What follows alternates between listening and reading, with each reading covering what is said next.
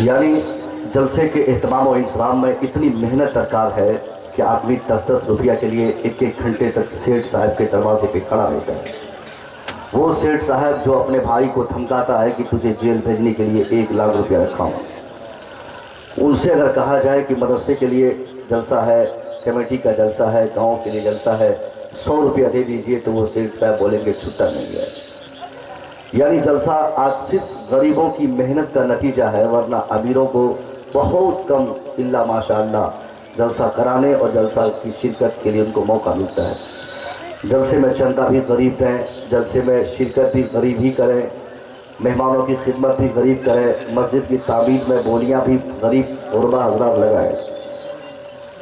آج پڑھے لکھے لوگ اور امیر لوگ جلسے سے اس لیے روبردار ہو گئے ہیں کہ ہم نے جلسے کو ایسے ماحول میں کرنے کا ایک مجاز بنایا ہے جہاں قوم کو شاید فائدہ نہیں ہو پاتا۔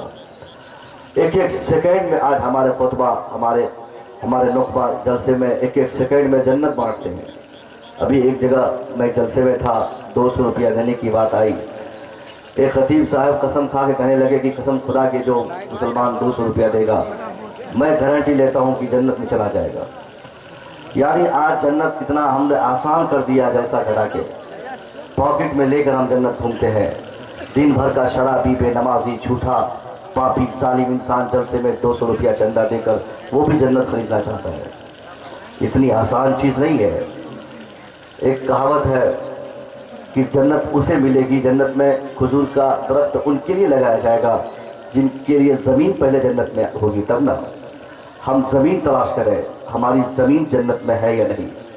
ہمارے نخبہ حضرات کہتے ہیں کہ ایک بار سبحان اللہ بولیں گے تو 1 کھجور کا پیڑ لگایا جائے گا۔ یہ حدیث شریف سے ثابت ہے، صحیح بات ہے۔ کھجور کا پیڑ آسمان پہ نہیں لگتا ہے، ہوا میں نہیں لگتا ہے۔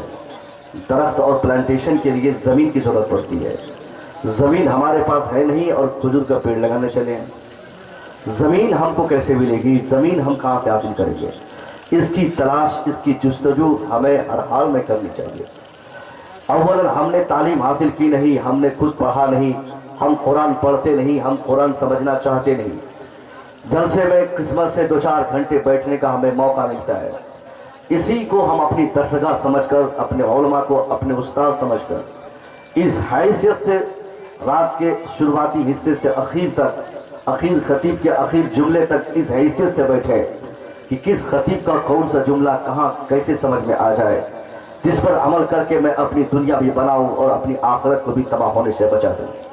اس ارادے سے آپ میں سے جو انسان جلسے میں بیٹھیں گے، میں یقین کروں گا کہ اگر آپ کا ارادہ نیک ہے، یہ ارادہ ہے کہ اس پہ عمل کریں گے، ارادہ یہ نہ ہو کہ صبح یہ بولیں گے کہ ذکر اللہ صاحب کی تقریر اچھی ہوئی، کہ موسوی صاحب کی تقریر اچھی ہوئی، عبیدی صاحب کی نعت خوانی اچھی ہوئی، کہ فلانے صاحب کی اچھی ہوئی، کن کی آواز پھنسی تھی، کن کی آواز پھنسی تھی، کن کی آواز موٹی تھی، کون آدمی چلایا نہیں، کس نے نعرہ لگایا نہیں۔ یعنی آج جلسہ ایک کمپٹیٹو ماحول میں کیا جاتا ہے۔ موقعوں کا انداز گفتگو، ان کا لہجہ، ان کا بیان کا جو طریقہ ہے، اس کو ہم تولتے ہیں۔ خطیب کیا کہے، کیا کہہ گئے، کیا کہنا چاہے، اس پر مسلمانوں کے بچوں میں سے کسی کی کوئی ضرورت اس کی نہیں پڑتی کہ وہ یہ سمجھنا چاہے کہ حضرت کا لہجہ چاہے نارمل ہو یا ہارڈ، حضرت کہنا کیا چاہ رہے تھے، کس درد کو اپنی قوم میں بتانے کی جرات انہوں نے کی ہے۔ اس صورت کو لے کر آپ بیٹھیں گے کہ خطیب اپنی تقریر کا انداز چاہے ماڈرن رکھے یا آؤٹ رکھے یا متوسط رکھے، تقریر کرنے والا خطیب وہ استاذ کی حیثیت سے رہتے ہیں۔ جس طرح ہماری درسگاہ، ہم اپنے بچوں کو درسگاہ بھیجتے ہیں، کلاس بھیجتے ہیں، اس کلاس میں جب ایک ٹیچر پڑھا رہے ہوتے ہیں، جب تک بلیک بورڈ میں لکھ رہے ہوتے ہیں، کسی بھی ودیارتھی کو اس کلاس روم کو چھوڑنے کی، وہاں سے جانے کی، وہاں اپنے استاد سے پوچھے بغیر کچھ بولنے کی اجازت تک نہیں ہوتی۔ اور ایک سیکنڈ ایک اسٹوڈنٹ اپنی تمام توجہ اپنے استاد کی باتوں پر مرکوز رکھتا ہے۔ وہ جانتا ہے کہ اگر 1 سیکنڈ کے لیے میں اپنی توجہ ہٹاؤں تو ہو سکتا ہے جو چیز حضرت ابھی پڑھا رہے ہیں وہی چیز انٹرمیڈیٹ کے ایگزامینیشن میں آ جائے، وہی بات میٹریکولیشن کے ایگزام میں پوچھ لی جائے، وہی گریجویشن میں آ جائے اور میں نہ لکھنے کے جرم میں فیل ہو جاؤں، پھر میرا کیا ہوگا؟ یہی خواب و خیال کے ساتھ جلسے کا ہر سامع اس حیثیت سے بیٹھے کہ سامنے والا خطیب ہو سکتا ہے میری مسجد کا امام 5000 کمانے والا، میرے گاؤں کے رکشے چلانے والے کا بیٹا حافظ قرآن ہے، وہ کیا بتائے گا؟ بھلے ہی رشتے میں دادا چچا نانا کاکا بیٹا کچھ لگے، مگر جب کرسی خطابت پہ بیٹھ کر قوم سے وہ خطاب کرتے ہیں، اب ان کی بھی حیثیت کلاس روم میں پڑھائے جانے والے استاذ کی ہوا کرتی ہے، اور سامنے بیٹھے رہنے والے لوگ ان کے لیے ایک شاگرد ہوتے ہیں۔ جس طرح ایک کلاس روم کا اصول ہے کہ کوئی شاگرد اپنے استاذ سے اجازت لیے بغیر وہاں سے بھاگے نہیں، اگر بھاگے گا امتحان میں فیل ہوگا، بھاگے گا میٹرک چوپٹ جائے گی، بھاگے گا انٹرمیڈیٹ میں نمبر کم آئیں گے، بھاگے گا گریجویشن میں بالکل پست پڑ جائے گا۔ اس لیے ڈر ڈر کے ہی وہ اپنی ہر ضرورت اس کو سمجھتا ہے کہ اپنے استاذ کی ہر بات کو اپنی دل کی ڈائری میں نوٹ کرتے رہے اور بالکل اس پہ غور کریں کہ ہمارے استاذ کیا بتانا چاہتے ہیں۔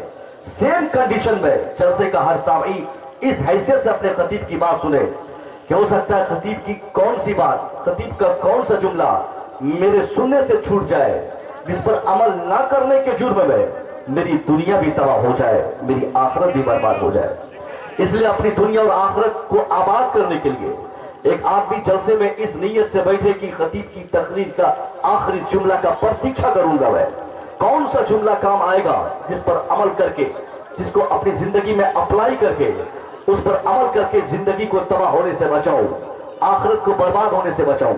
اس ارادے سے اگر ایک جلسے میں ہم اور آپ بیٹھتے ہیں، 2-4-10 گھنٹہ نہیں، اگر 2-4-10 منٹ ہی بیٹھنا ہو جائے تو مصطفیٰ کریم کے اس فرمان کے مطابق یقیناً ہم بہت بڑی کامیابی سے ہم ہمکنار ہوتے ہیں۔ سرکار فرماتے ہیں تدارسوا العلم ساعة من اللیل خیر من احیائها، to get knowledge for a moment at night is better than the worship of all night۔ رات کے تھوڑے سے حصے میں کہیں بیٹھ کر دینی باتیں سن لینا، سنا دینا، یہ رات بھر کی شب بیداری سے بہتر ہے۔ یعنی عبادت کے کئی طریقے ہوتے ہیں۔ ایک آدمی مسلے پہ چڑھ کے پوری رات نماز پڑھتا رہے، ایک آدمی پوری رات تسبیح گنتا رہے، ایک آدمی پوری رات تلاوت کرتا رہے۔ وہ تمام عبادتیں صحیح ہیں، ان کو اس کا اجر ملے گا جو اسے انجام دیا ہے، مگر ان تمام عبادات میں سے جلسے میں بیٹھنا ایک ایسی عبادت ہے جس کے مقابلے میں دوسری عبادت کم پڑتی ہے، کیونکہ یہ آج جلسے میں جو بیٹھتا ہے وہ کچھ سیکھتا ہے، وہ سیکھتا ہے کہ نماز میں ہم کیسے پڑھیں، روزہ کا طریقہ کیا ہے، کب سے کب تک رہنا ہے، حالت روزہ میں ایک آدمی کن کن کاموں کو کر سکتا ہے اور منہیات کیا ہے، اس پر غور کرتا ہے تو وہ آدمی کا روزہ بھی صحیح ہوتا ہے، اس کی نماز بھی صحیح ہوتی ہے۔ ورنہ صرف نماز پڑھے 50 سال سے سجدے پہ سجدہ کرتا رہے اور اسے وضو کا طریقہ نہ معلوم ہو اور حالت نماز میں سارا کام وہ صحیح سے کرے، مگر دوران سجدہ اپنے پاؤں کی 10 انگلیوں میں سے کسی بھی انگلی کے پیٹ کے سرے کو زمین کے ٹچ میں نہ رکھے۔ علماء کرام بیٹھے ان سے پوچھ لیجئے گا، قانون اسلام کی زبان میں بتا رہا ہوں، اسلام کہتا ہے اب اس 50 سال کے نمازی کی تمام نمازیں برباد ہو گئی، اس لیے کہ حالت نماز میں پاؤں کی 10 انگلیوں میں سے دونوں پاؤں کی ایٹ لیسٹ ایک ایک انگلی کے پیٹ کے حصے کو اس کو زمین کے ٹچ میں رکھنا یہ فرض ہے۔ جیسے ہمارے ہاں بہت لوگ نماز پڑھنے مسجد گئے، سجدے کے لیے سر گیا اور پاؤں ادھر کھلا ہو گیا، یعنی ادھر سر نیچے گیا، پاؤں اٹھ گیا، پاؤں اٹھ گیا، 50 سال سے نماز پڑھے گا، نماز ہی نہیں ہوگی، کیونکہ 10 انگلیوں میں سے کم ایک انگلی اس پاؤں کی، ایک انگلی اس پاؤں کی، دونوں لیفٹ رائٹ دونوں پاؤں کی ایک ایک انگلی کے سرے کو زمین کے ٹچ میں رکھنا یہ فرض عین ہے، اور دونوں پاؤں کی کم سے کم 3 انگلیوں کو زمین کے ٹچ میں رکھنا یہ واجب ہے۔ 10 انگلیاں زمین کے ٹچ میں رہے تو یہ سنت ہے۔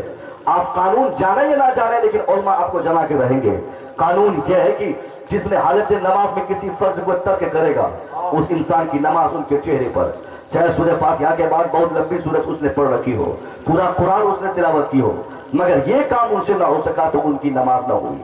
اب اس 50 سال کے نمازی کے لیے بہتر یہ ہوتا کہ اپنی نماز وہ بعد میں اسٹارٹ کرتا، 5-10 منٹ کے لیے کسی مولوی صاحب کے پاس چلا جائے، کسی خطیب کے پاس چلا جائے، کسی عالم کے پاس چلا جائے، حافظ قرآن کے پاس چلا جائے، مسجد کے امام کے پاس چلا جائے اور 5 منٹ میں یہ مسئلہ سیکھ لے تو 50 سال کی ساری نمازیں ان کی تباہ ہونے سے بچ جائے۔ مولوی کے پاس جائے گا تب، یہاں کون مولوی کے پاس جاتا ہے؟ ہماری تو ساری طاقت پیر صاحب کے پیچھے، ہماری ساری توجہ پیر صاحب کے پیچھے، وہ امام صاحب جو 5 وقت نماز پڑھائے، जो हर जरूरत के मुताबिक अब जुमा में टॉपिक रखे का सिलेक्शन करे और कौम तक उस टॉपिक से रिलेटेड खिताब फरमाए। वो इमाम साहब जो 5000 में अपनी पूरी जिंदगी एक गांव एक मोहल्ले में कुर्बान कर दे, उनके पास 5 मिनट बैठने का किसी को मौका तक नहीं मिलता। पीर साहब गांव में आ जाए तो 10-10 गाड़ियां उनके पीछे, पीर साहब आ जाए तो उनका जूठा खाने के लिए आदमी तैयार, पीर साहब आ जाए तो जूती उनके सर पर रख के लोग चलते हैं। मैं कहना चाहूंगा बड़ी जिम्मेदारी से, ये उलमा किराम बैठे हैं, पूरे कुरान अब पढ़ डालिए, कहीं पे भी किसी भी पीर साहब की अजमत के ताल्लुक से डायरेक्ट या इनडायरेक्ट कोई आयत हो तो मुझे फोन पे बता दीजिएगा। साहिर सित्ता की तमाम किताबें पढ़ डालिए, कहीं भी कोई ऐसा नुक्ता नजर आए जहां पर पीर के पीछे इस तरह भागने की बात कही गई हो तो जरा हमको बताइएगा, हम भी पीर साहब के लिए ऐसे ही भागेंगे। हाँ, कुरानी आयत से और फरमान मुस्तफा के मुतादिद जगहों से इसका इल्म होता है कि कुरान और हदीस ने अगर किसी को सबसे ज्यादा इज्जत देने और प्रतिष्ठा सम्मान देने की बात कही है तो यही हाफिज कुरान है, यही आलिम रब्बानी है, यही मस्जिद के इमाम है, यही मदरसे के असातिज़ा है। जो बोर्डिया सर पे डालते हैं तब मदरसे की दीवार खड़ी होती है, जो गांव में चंदा करते हैं तब जामिया फातिमा की तामीर होती है, तो ये मदरसा बनता है, तब बच्चियों और बच्चों को पढ़ने का इंतजाम होता है, तब हमारे समाज में बेदारी आती है। यही काम आज नहीं होता।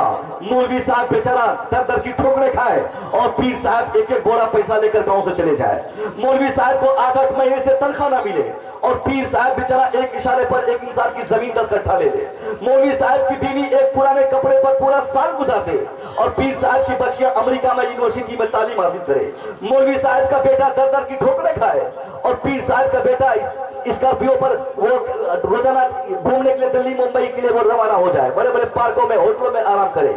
यही आज गलत फिक्री गलत सोच आज हमारे समाज को तबाह किया है।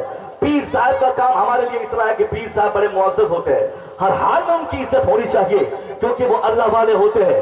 उनके ज़र्रात मिल जाए, उनके कदमों के ज़र्रात मिल जाए तो अपने लिए शोरमा बनाए, ताज बनाए, मगर तरजीह बिला मुराद नहीं होनी चाहिए।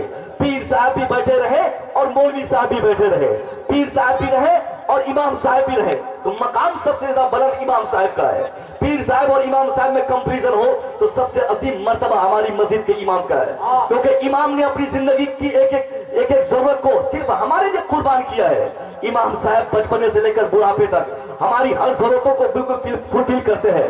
जिस दिन हमने इमाम को नजरअंदाज किया है, जिस दिन से हमने इमाम को गालियां देना शुरू की है, इमाम की तनख्वाहें हमने कम की है, उसी दिन से हमारे समाज में तबलीगी काम रुका है।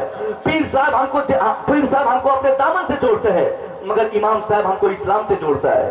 पीर साहब हमको किसी सिलसिला से जोड़ते हैं, मगर इमाम साहब हमको नबी के कानून से जोड़ते हैं। पीर साहब हमको किसी हल्के में डालते हैं और इमाम साहब हमको शरीयत की पहचान देते हैं। इसलिए उलमा जहां मिले उससे बड़ा पीर हमारे समाज में किसी को न माना जाए।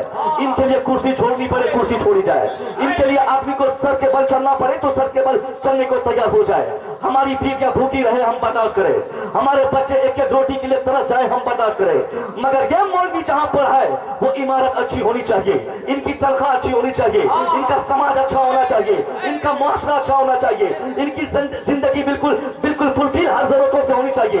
जिस दिन ऐसा मजहास बनेगा, समाज का ऐसा रुतबा हम बढ़ाते जाएंगे तो हमारे समाज का वो आदमी जो अपने बेटे को हाफिज कुरान बनाना चाहता रही है, उसके दिल में भी शौक पैदा होगा, काश मेरा बेटा भी हाफिज कुरान होता, मेरा बेटा भी आलिम दीन होता, मेरा बेटा भी किसी मस्जिद का इमाम होता, तो वो भी आज कौम से खिताब कर रहा होता, आज उनके भी हाथ चूमे जाते, आज उनकी भी तनख्वाह हर महीने की 30 या 29 तारीख को 20,000 मिल जाती। यानी जब आलिमों को हम इज्जत बढ़ाएंगे, आलिमों का प्रोटेक्शन भी बढ़ेगा, आलिमों की इज्जत, हाफिजों की इज्जत बढ़ाएंगे, हाफिजों का प्रोटेक्शन भी बढ़ता चला जाएगा। आज जो वसीम राफजी ने बकवासी की है, वसीम राफजी के खिलाफ हम सिर्फ आवाज उठाते हैं। वसीम राफजी को यह जरूरत कैसे मिल गई, कैसे उसने सोचा कि कुरान अजीम की आयत को निकाल देगा? हालांकि यह बात भली भांति वो जानता है कि सारी दुनिया को बदलना आसान है। वसीम राफजी और उसका पूरा कुंबा खानदान समझता है, उसका दादा, उसका बाप, उसका परदादा, योगी पोगी सब जानता है कि सारी दुनिया को बदलना आसान है। वो चाहे तो इलाहाबाद को प्रयागराज में बदल दे, वो चाहे तो ये मोगलसराय को डीडीयू में बदल दे, वो चाहे तो इस्लामपुर को भगवानपुर में बदल दे, वो चाहे किसी भी शहर का नाम बदल दे। वो जानता है कि दुनिया की हर चीज के नाम को, उसकी हालत और सूरत को बदलना आसान है, मगर कुरान की एक आयत को बदलना आसान नहीं है। दुनिया बदल सकती है मगर कुरान नहीं बदल सकता। कुरान बदलेगा दुनिया में तबाही आएगी, कुरान बदलेगा दुनिया में बर्बादी आएगी, मगर उसको ये जरूरत कहां से मिली? उसको जरूरत ये मिली कि हमने कुरान की तालीमात को आम करने वालों के लिए, कुरान पढ़ने पढ़ाने वालों के लिए, कुरान की तालीमात देने वालों के लिए हमने उनकी जिंदगी की तरक्की की राह में इतने रोड़े डाल दिए हैं कि आज उसको यह शौक हो गया कि आज वो भी समझ गया कि मैं अगर कुरान मिटाना चाहूंगा तो वो मौलवी कैसे कुरान मिटाने वाले के खिलाफ आवाज उठाएगा जिस मौलवी की तनख्वाह सिर्फ 5,000 है। मैं अगर कुरान मिटाने की बात करूंगा तो वो इमाम साहब अपनी बीवी के लिए खाना तलाश करेंगे या फिर मेरे खिलाफ वो जिहाद करने मैदान में निकलेंगे। इसलिए आज जो उनको ये जरूरत मिली है, गलती हमारी है। हमने अपने उलमा की कमर तोड़ी है, हमने हुफ़ाज़े किराम की कमर तोड़ी है। हमारे गांव समाज के उलमा जलील हुए हैं हमारी वजह से। हमारे उलमा को हमने तनख्वाह वक्त पे नहीं दी है, इसलिए जालिमों को इतना मौका मिला कि वो कुरान पाक की आयतों को मिटाने की बात कर बैठा, कुरान को हटाने की बात कर बैठा। अगर आप चाहते हैं तो आवाज उठाने से काम नहीं चलेगा। आप अगर चाहते हैं कि उसके आवाज में आवाज बनकर उसके खिलाफ जिहाद करें, ये जिहाद करने के लिए आपके पास सिर्फ आवाज जरूरी नहीं है। हमने आवाज एनआरसी के लिए उठाया था, कहां चली गई हमारी आवाज? हमने ट्रिपल तलाक को बंद करने में भी आवाज उठाई थी, सारी आवाजें हमारी दबा दी गई। हर तहरीक में हमने आवाज बनकर आवाज हमने उठाई, पूरे हिंदुस्तान में सारी आवाज दबा दी गई। अब आवाज उठाने की जरूरत नहीं है, अब अमली एतबार से उन जालिमों की हर बातों का जवाब देना है। जिन लोगों ने कुरान मिटाने की बात की है, मुसलमान कुरान फैलाने की बात करें। जिन्होंने कुरान हटाने की बात की है वो मुसलमान अपने समाज के हर तबके के हर बच्चों को हाफिज कुरान बनाना चाहे। जिसके पास 5 बेटा हो वो इस कसम खा के अपने घर से निकले कि मेरा 5 बेटा पहले हाफिज कुरान बनेगा, फिर डॉक्टर बनेगा, फिर इंजीनियर बनेगा, फिर आईएएस बनेगा, फिर यूपीएससी की तैयारी करेगा। यानी जिस दिन मुस्लिम समाज का हर तबका, हर बच्चा अपनी फिक्र इस पर मरकूज रखे कि मैं पहले कुरान पढ़ूंगा, पहले कुरान समझूंगा, पहले कुरान की समझ में अपने अंदर डालूंगा, उसके बाद मैं मंतिक फलसफा पढ़ूंगा, उसके बाद मैं साइंस और टेक्नोलॉजी पढ़ूंगा। यानी जब कुरान पढ़ने वाला हिंदुस्तान सहित दुनिया के 140 करोड़ मुसलमानों की आबादी में हर बच्चा इसकी तालीम से जुड़ जाएगा, गारंटी से वो आदमी जो कुरान मिटाना चाहता है इसके लिए जैसे ही पहला कदम उठाएगा 50,000 बार सोचेगा कि उस किताब को कैसे मिटाएंगे, उस कानून को कैसे हटाएंगे, उसकी आयत को कैसे डिसमिस करेंगे, उसको कैसे चेंज करेंगे। जिस कलाम को याद करने वाला साल में करोड़ों की तादाद में मुसलमान पैदा करता है, जिसकी हिफ्ज़ करने वाले हमेशा मिलते रहते हैं। यानी अगर हम हाफिजों की तादाद बढ़ाएंगे, दुश्मनों का कलेजा छोटा होगा, वो अपना बढ़ाया हुआ कदम वापस कर लेगा। आज हमने यही नहीं किया है, हमने शरीफ किया है हाफिज कुरान को, हमने अपने उलमा को शरीफ किया है। लॉकडाउन के लगे हुए अभी 1 साल हो गए, बहुत सारी मस्जिदें ऐसी आपको मिलेंगी जहां के अइम्मा को 1 साल से तनख्वाह नहीं मिली है। बहुत सारे उलमा तो ये काम छोड़ दिए, बहुत लोगों ने मस्जिद को त्याग दिया, कोई सब्जी बेचने पर मजबूर हो गए, कोई ट्रेन के डब्बों में भीख मांगने पर मजबूर हो गए। किसने उलमा की इतनी बदतर हालत की है? अगर हमारी वजह से हमारे मौलवी साहब ने तबलीगी काम छोड़ा है, अगर मौलवी साहब ने इमामत छोड़ी है, अगर कोई मदरसे की तालीम को सलाम करके दूसरी तालीम हासिल करने के लिए मदरसा छोड़ा है, तो इसका जिम्मेदार हम हैं तो सजा हमको मिलेगी, इसका जिम्मेदार हमें तो भुगतना हमको पड़ेगा। इसलिए भुगतने के लिए, इसकी सजा के लिए वक्त वक्त पर यह जालिम हमारे बीच अंगार डालते रहता है ताकि मुसलमान हमारी तकलीफ से जूझता रहे। ए मुसलमानों, अब आवाज मत उठाओ, अब अमली एतबार से मैदान में आ जाओ। हर घर को हाफिज कुरान से भर दो, हर घर को आलिम दीन से भर दो, हर समाज को आलिम दीन से भर दो, हर तरफ आलिमों की भीड़ हो जाए, हर समाज में आलिम पैदा होने लगे। नारे तकबीर, नारे रिसालत। हजरत अल्लामा मुफ्ती मुसव्विर रजा मिसबाही, हजरत अल्लामा मुफ्ती मुसव्विर रजा मिसबाही, इस्लाह मुआशरा कॉन्फ्रेंस। नारे तकबीर, नारे रिसालत। बहुत दिल लगा के बोलिए, दिल लगा के बोलिए, नारे तकबीर। खुदा की कसम हाथों को फंसा में लहरा के जवाब दीजिए, नारे तकबीर, नारे रिसालत। मसलके आला हजरत, फैज़ाने आला हजरत, इस्लाह मुआशरा कॉन्फ्रेंस। हमारा हिंदुस्तान, बोलते बोलते हमारा हिंदुस्तान, हमारा हिंदुस्तान, ख्वाजा का हिंदुस्तान, ख्वाजा का हिंदुस्तान, नारे तकबीर, नारे रिसालत। यानी आलिमों के प्रोटेक्शन पे हम ध्यान दें, हाफिजों के प्रोटेक्शन को बढ़ाना चाहे। हाफिज आलिम कारी हर तरफ जब नजर आएंगे, कुरान की तबलीग, कुरान की तालीम आम होगी। जब कुरान की तालीम आम होगी तो वो जालिम जिसने कुरान के ट्रांसलेशन को अपने एतबार से करके कोर्ट को दर्शाया है, जिसने कुरान की एक आयत को आयत जिहाद बताकर कोर्ट को यह बताने की कोशिश किया राफिजी ने कि कुरान जिहाद चाहता है, कुरान कत्ल क़िताल चाहता है, इस्लाम खूनरेजी चाहता है, इस्लाम झगड़ा चाहता है, इस्लाम जिदाल चाहता है, उन जालिम के ये गलत ट्रांसलेशन के मुकाबले में जब हमारा बच्चा कुरान पढ़ने वाला होगा, कुरान की फहम समझ उनके अंदर होगी, तब ना हमारा बच्चा उसकी गर्दन पकड़कर, उस राफिजी की गर्दन पकड़कर कहेगा, हे राफिजी देख ले, सिर्फ कुरान की एक आयत पर तेरी निगाह पड़ी, तूने कुरान को झगड़े की किताब, कुरान को लड़ाई की किताब, इस्लाम को जिदाल का मजहब तूने गर्दान दिया, लेकिन देख तूने सिर्फ कुरान की एक आयत पढ़ी है। मेरा कुरान खुद कहता है, मन कतल नफ्सन बगैर नफ्सिन और फसादिन फिल अर्द फकअन्नमा कतल नास जमिया।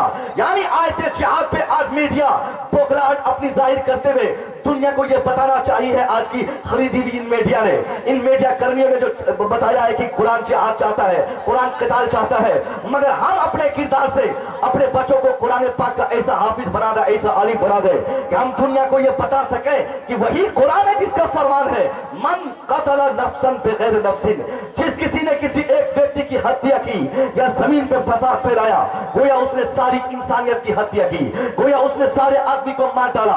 कौन दुनिया की ऐसी अदालत है, कौन सा ऐसा दुनिया का जज है? मैं आपसे इंसाफ चाहूंगा, आप में से हर आदमी अपने गांव में, अपने समाज में किसी न किसी हैसियत से मरल है। कोई बाप है तो अपने बेटे के लिए बेटे के लिए मरल है, कोई अपने समाज के लिए सरपंच है। मगर मैं आपके लिए कहना चाहूंगा, दुनिया का कौन सा ऐसा कानून निजाम, कौन सा ऐसा सिस्टम है जहां एक आदमी के कातिल को एक आदमी से जायद की सजा दी जाती हो? अगर हम किसी एक इंसान की हत्या करेंगे, केस दर्ज किया जाएगा, जज फैसला सुनाएंगे, नतीजे में यह फैसला आएगा कि एक आदमी की कत्ल की वजह से जो सजा मिलनी चाहिए वही सजा कोर्ट हमारे लिए तजवीज करेगी। मगर कुरान इसकी कबाहत, इसकी हुर्मत को इस शिद्दत से बयान करता है। इस्लाम ही दुनिया का वाहिद वो मजहब है जिसने कत्ल क़िताल को इतना बुरा समझा है, किसी का खून करना इतना महापाप काम समझा है। कुरान कहता है एक आदमी का जो हत्यारा होगा गोया वह सारे इंसान का हत्यारा है, सारी इंसानियत का हत्यारा है। यानी कुरान दुनिया से हत्या को मिटाना चाहता है, कुरान दुनिया से कत्ल क़िताल और झगड़े और जंग और जिदाल को मिटाना चाहता है। मगर ये हम दुनिया को जब पढ़ेंगे तब बता पाएंगे, जब हम पढ़ेंगे नहीं, हमारा बच्चा कुरान पढ़ेगा नहीं, कुरान की तालीम आम होगी नहीं, हाफिज कुरान की जिंदगी जब बेहतर और फेलिसिटेट होगी नहीं, तो कैसे तबलीगी काम समाज में होगा? जिस मस्जिद के इमाम की तनख्वाह 5000 हो, वो हक बोलने के लिए कभी अपने आप को आमादा नहीं कर सकते। इसलिए उनको हर वक्त ये खौफ सताएगा कि मैं अगर जुर्रत कर लूं इसकी, मैं अगर सेक्रेटरी को बोल दूं कि सेक्रेटरी साहब अपने बेटे को क्यों नहीं मस्जिद भेजते, अपने बेटे को मदरसा क्यों नहीं भेजते, अपनी बच्चों को पर्दे का पाबंद क्यों नहीं बनाते, तो फौरन सेक्रेटरी साहब कहेंगे बड़ी फरफर जबान चलती है मौलवी साहब की, इसको निकाल दो, इसको असर पढ़ाने के बाद मगरिब का मौका मत दो, मगरिब के बाद इशा का मौका मत दो, इशा के बाद फजर के लिए दूसरे इमाम को बुला लो।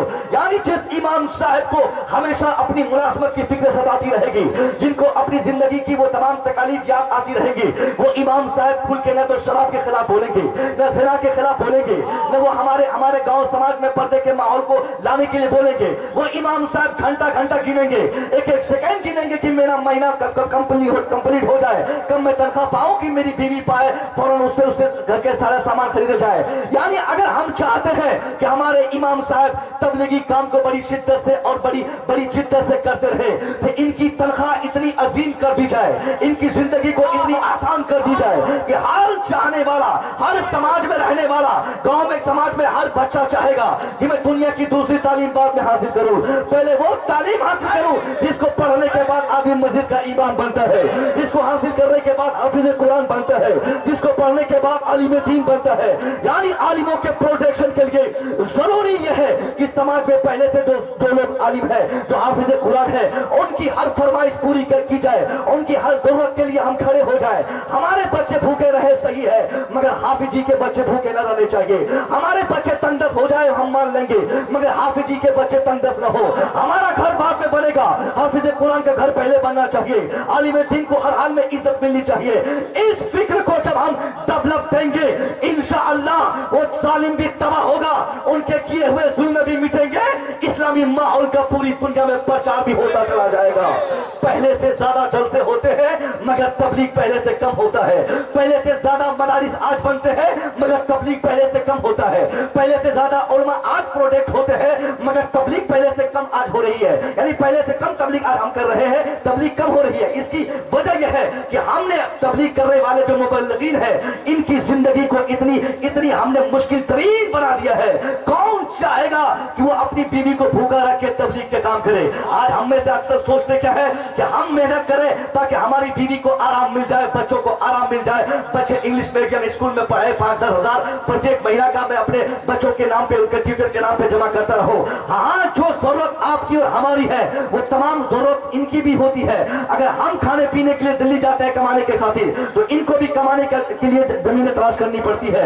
इनके लिए मन्नो सलवा की सूरत में आसमान से कोई खाना नहीं आता है, बल्कि इनकी बीवियां भी बीमार पड़ती है, इनके बच्चों को भी पढ़ने पढ़ाने की जरूरत पड़ती है। इसलिए अपनी जिंदगी देखें, फिर इनकी जिंदगी का मुआयना करें। जब हमारा बच्चा इंजीनियर बनने के बाद, 50,000 कमाने के बाद, जब उनकी मिलने वाली तनख्वाह हमारे बच्चों के लिए नाकाफी होती है, तो 5,000 तनख्वाह इनके लिए काफी कैसे होगी? 10,000 रुपया में ये अपनी पूरी जिंदगी कैसे गुजारेंगे? यही वजह है कि आज समाज में तबलीगी काम नहीं हो पाता।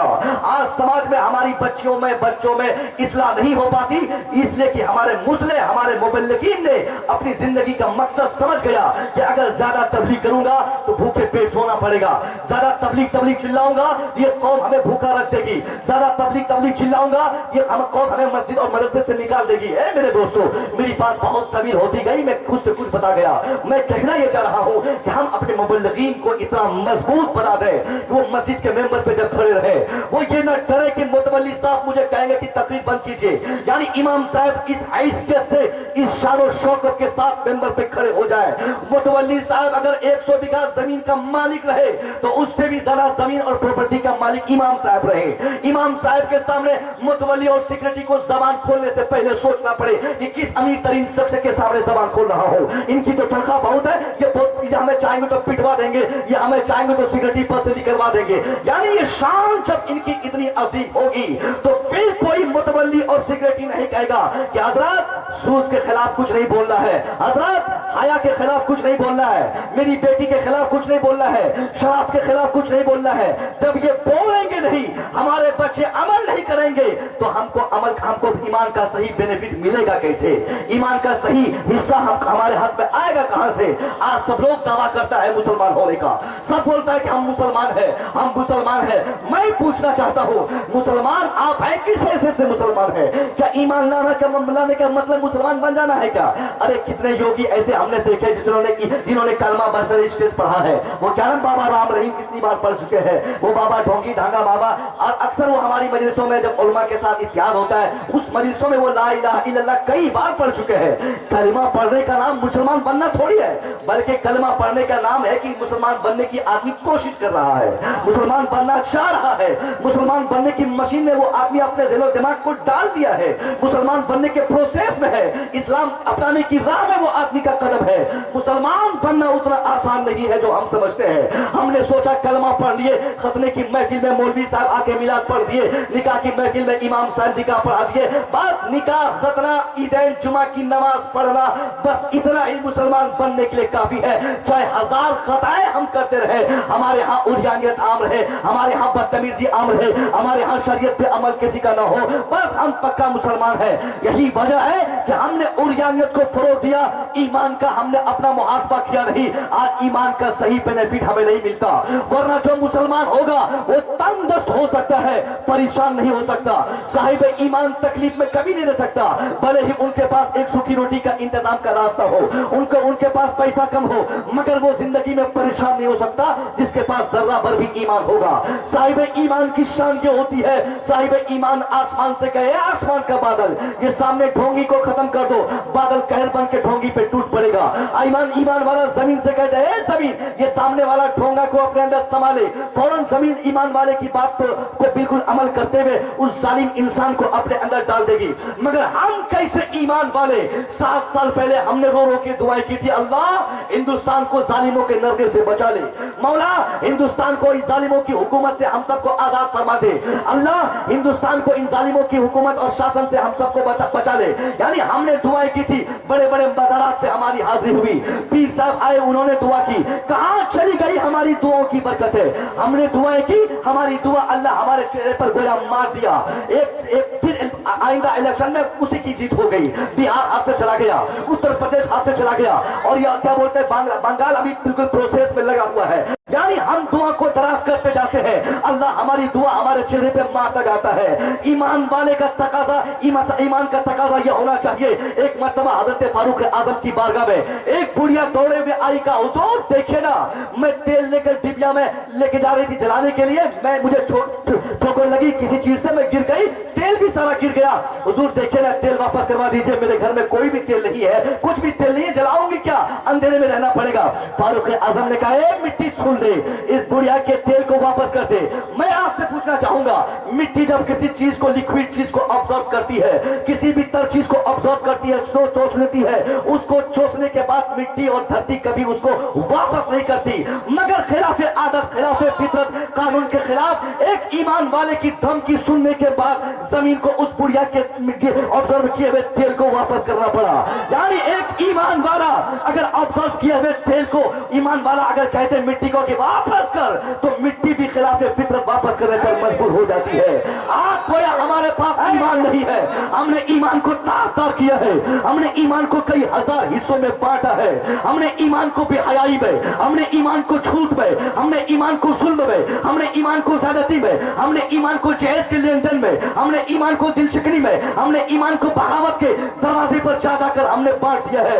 अब सिर्फ एक कलेमा बचा है, ईमान की रूह हमारे दिल से चली गई है। आज जो हमारी मजलिसों में दुआएं होती है, हर जलसे के इख्तिताम पे पीर साहब आए, कहे अल्लाह इस पूरे खित्ते के मुसलमानों के घरों में बरकत अता फरमा।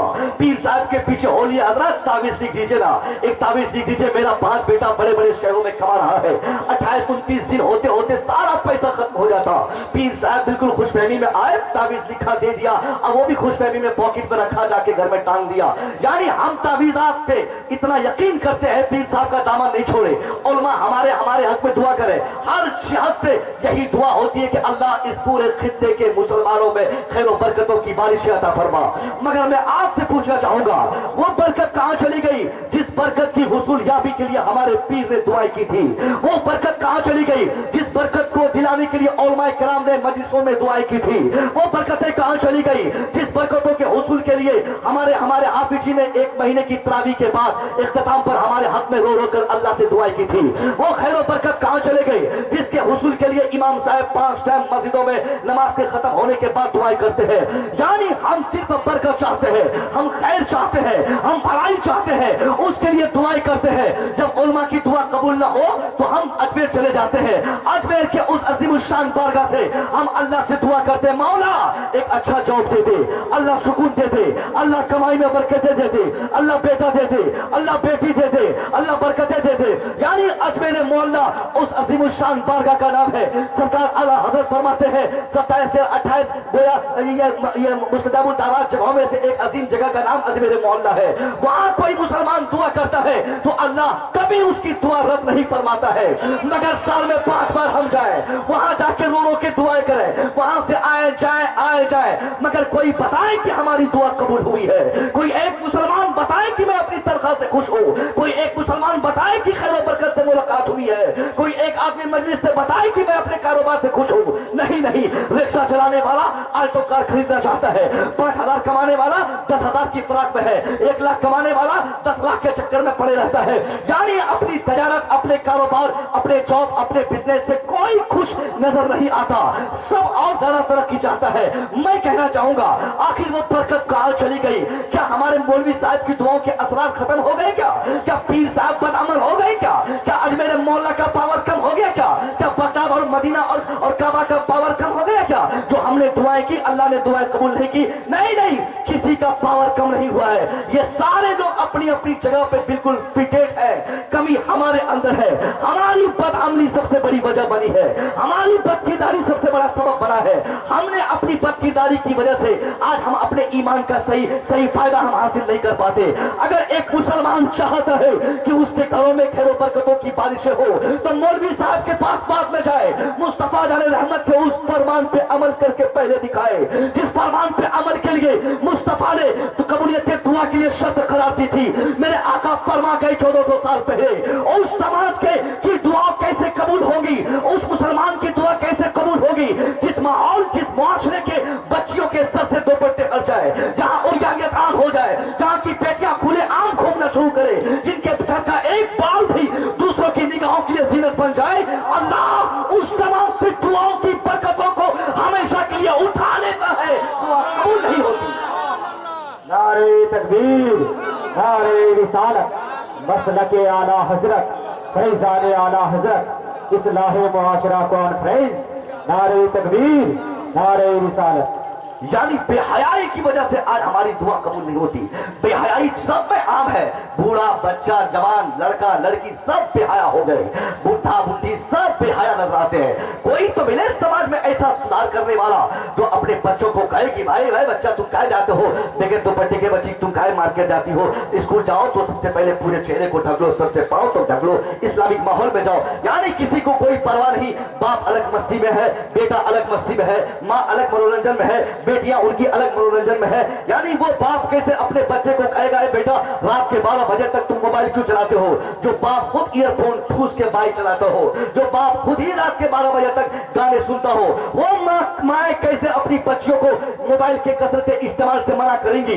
जो माए ऑटो मोड में डालकर किचन में रोटियां पकाती हो, जो माए ऑटो मोड में मोबाइल डाल के कभी भोजपुरी कभी हिंदी कभी इंग्लिश गाने सुनती हो, वो माए अपनी बच्चियों को ये नहीं कह सकती कि स्कूल पढ़ने जाती हो तो मोबाइल क्यों साथ ले जाती हो, कॉलेज पढ़ने जाती हो तो मोबाइल क्यों साथ ले जाती हो, ट्यूशन पढ़ने जाती हो तो मोबाइल क्यों साथ ले जाती हो।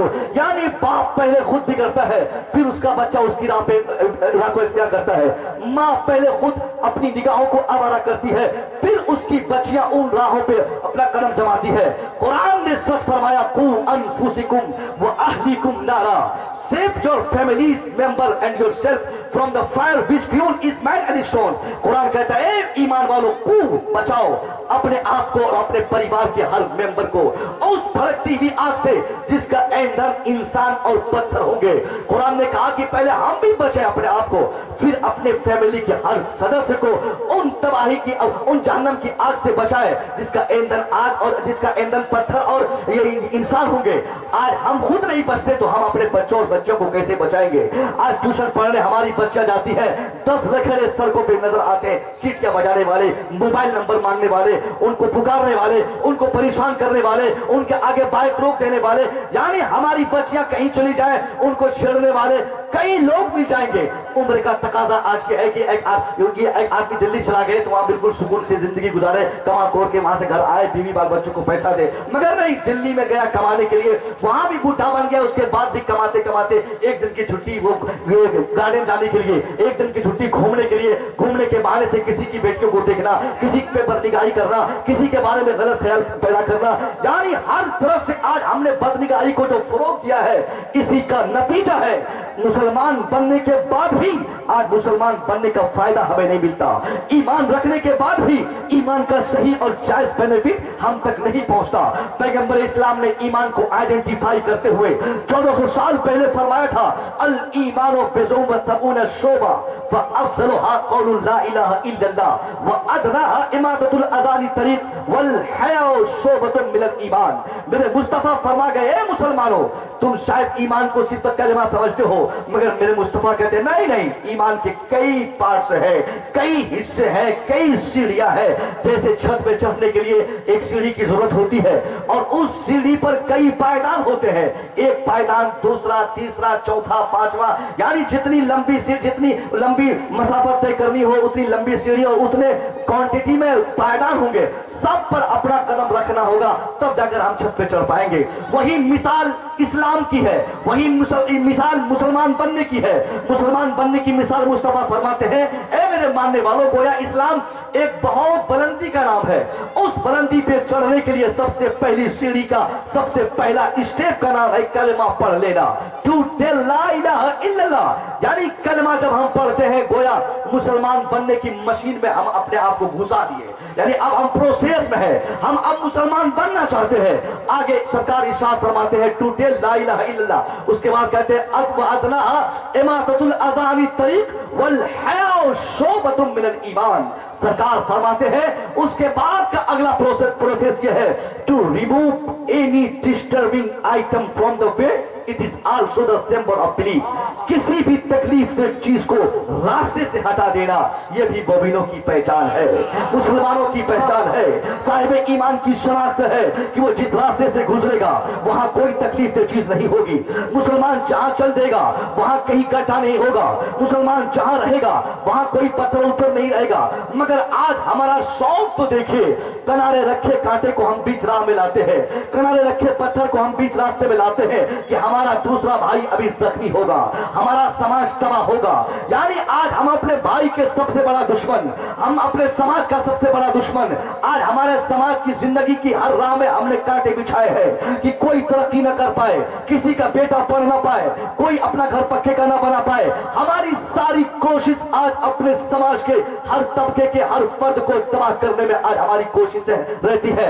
मगर हम मुसलमानों को सोचना चाहिए, मुसलमान बनने का यह कतन मतलब नहीं कि हम ईमान ले आए, नमाज भी पढ़े, रोजा भी रखे, हज भी करे, ज़कात भी दे और अपने दूसरे मुसलमान भाई को परेशान भी करे।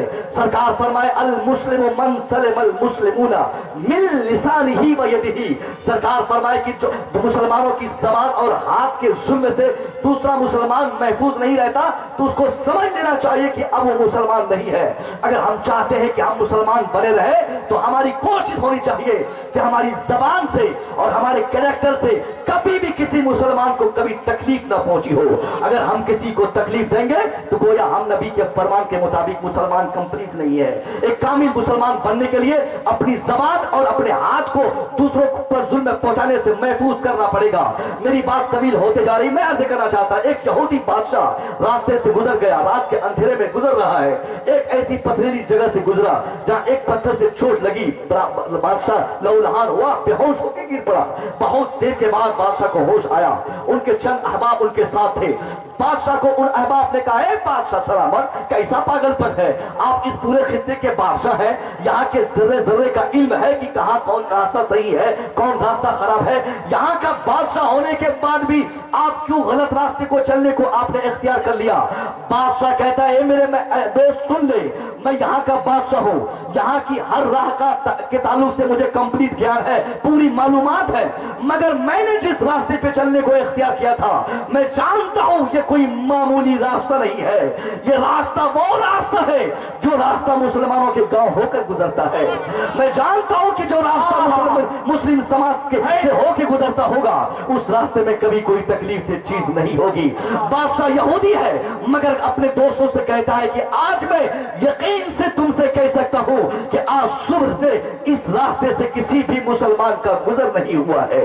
अगर एक भी मुसलमान इधर से गुजरा होता तो वो पत्थर जिससे मुझे चोट लगी है जरूर मुसलमान उस पत्थर को साइड कर देता। यानी यहूदी का ईमान इतना मजबूत था, यहूदी का यकीन हमारे ऊपर इतना मजबूत था, वो जानता था कि मुसलमान जहां रहेगा वहां किसी को तकलीफ नहीं होगी। मगर आज हमने तकलीफ देने का ठेका ले लिया है।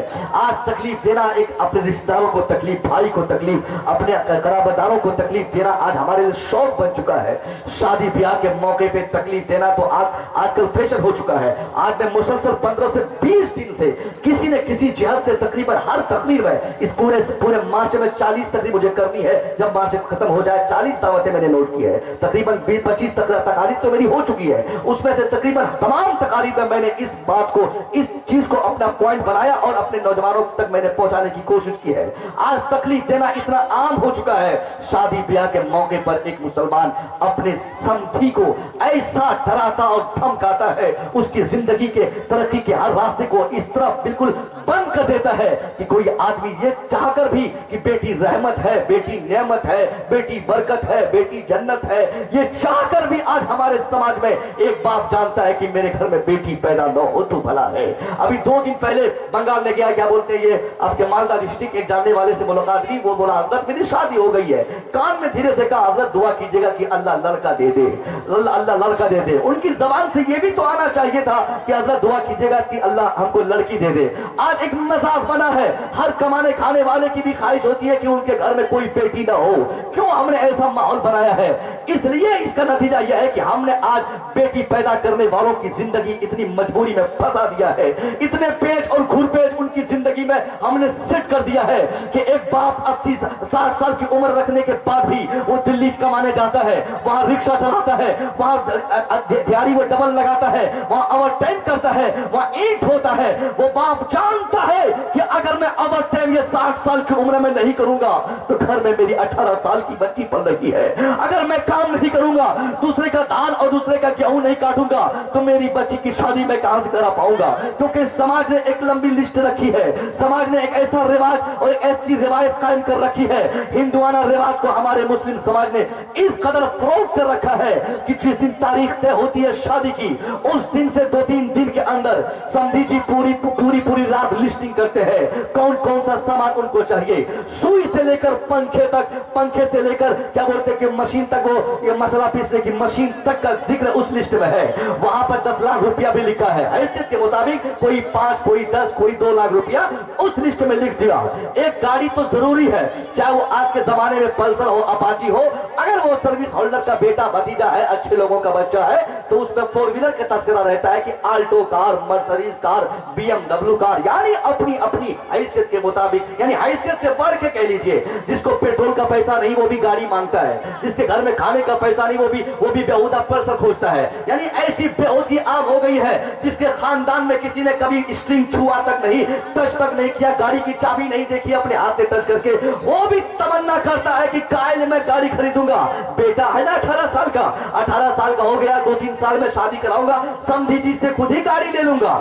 اب ایک آدمی جب اس خواہش کو اپنے دل میں کئی سالوں سے پالتا ہے، جیسے ہی شادی کی تاریخ طے ہوتی ہے وہ لسٹ میں درسا کر سمدھی جی کو خبر بھیجواتا ہے، فون کے ذریعے یا قاصد کے ذریعے یا اغوا کے ذریعے، اے سمدھی جی سن لیجئے 7 تاریخ کی شادی طے ہے، 7 کی شام کو بارات لے کر میں آپ کے دروازے تک تب جاؤں گا، جب 6 تاریخ کی شام تک آپ لسٹ کے مطابق تمام چیزوں کو خرید کر میرے دروازے پر نہ پہنچا دے تو میں 7 کی شام کو آپ کے دروازے پر بارات لے کر نہیں جاؤں گا۔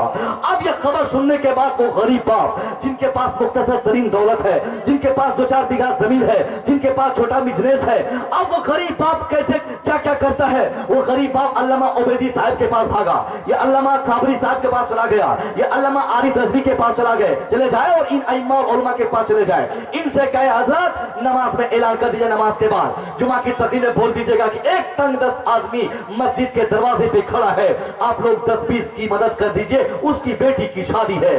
یعنی وہ آدمی کبھی مولوی صاحب کے پاس، مکھیا جی کے پاس، سرپنچ کے پاس، ودھائک کے پاس 10-20 ہزار کی بھیک مانگتا ہے۔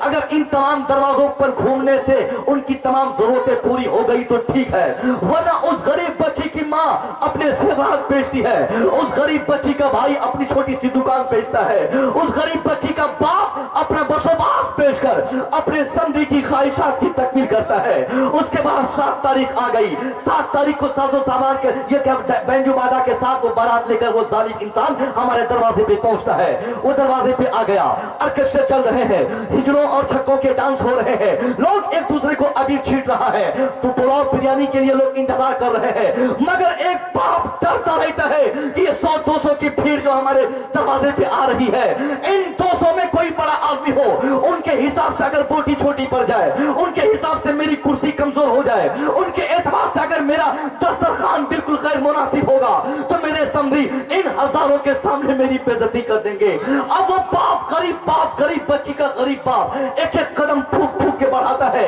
کہ پتہ نہیں کہاں میری इंसल्ट हो जाए, कहाँ मेरी बेइज्जती हो जाए, कहाँ मेरी रुसवाई हमारे समधी जी कर दे।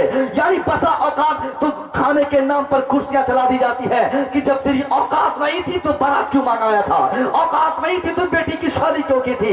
इतने जालिमाना करतूत पे अमल करके वो समधी जी अब शादी कराया अपने बेटे की, बहू रानी को ले गया अपने घर। अब रात भर वो समधी जालिम पैसा गिनता है, 5 लाख रुपया है, गिनेगा नहीं तो क्या करेगा। कभी एक मुश्त 5 लाख देखा ही नहीं था, अब एक मुश्त पैसा समधी जी ने दिया है। पूरी रात योजना बनाता है, ये 5 लाख में क्या क्या करूंगा, कहां कहां किसको देना है, किससे लेना है, क्या करना है, वही सोच सोच के वो अपने दिमाग को खाते रहता है। उसका बेटा पल्सर पे चढ़ता है, 2-4-5 दिन तक खूब खुशियां चली उसके घर में, खुशियों की नहरें दौड़ पड़ती है, हर तरफ अभी छूटे जाते हैं, मुबारकबादियां पेश की जाती है। मगर उस जालिम बाप जालिम बेटे दोनों को सोचना चाहिए, जिस पल्सर पे वो आज चढ़ रहा है खुश होकर, उसको पता नहीं उस पल्सर के इंतजाम में एक गरीब बाप ने अपनी साइकिल भी बेच दी, अपना चप्पल भी बेच दिया, उनकी चप्पलें खींच गई।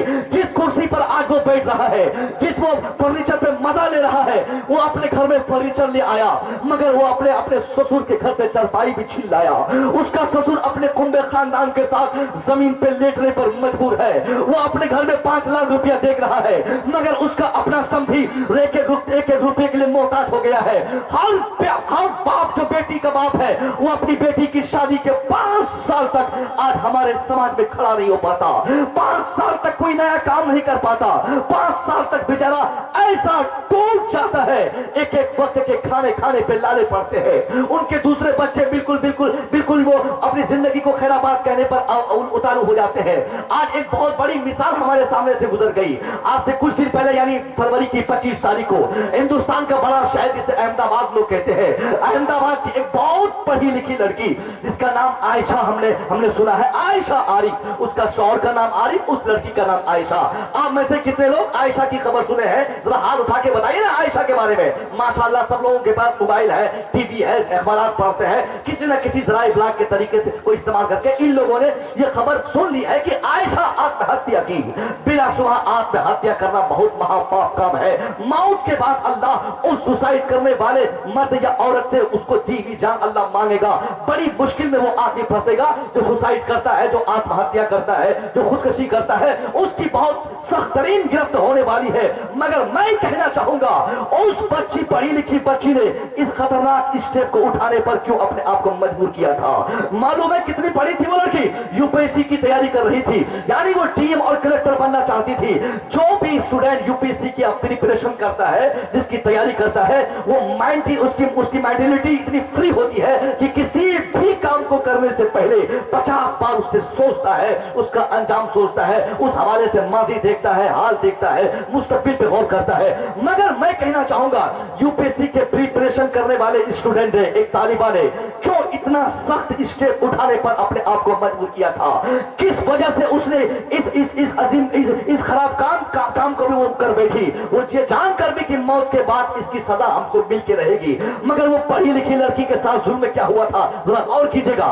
उसके वालिद साहब ने शादी करते वक्त शायद 3 लाख रुपया समधी को देने के लिए उसने गछा था, माना था, इकरार किया था, अहद किया था, एग्रीमेंट किया था। 3 लाख में से 1.5 लाख उसी वक्त दे दिया गया। 1.5 लाख देने में ताखीर हो गई। 2-4 महीना आयशा अपने शौहर के साथ यानी अपने ससुराल में रहती रही। 2-4 महीने खत्म होने के बाद वो लालची बेईमाना सिफत रखने वाला समधी, वो ससुर, उस बच्ची का ससुर, उसका शौहर कहता है 1.5 लाख बचा हुआ है, बाप से मांग ला।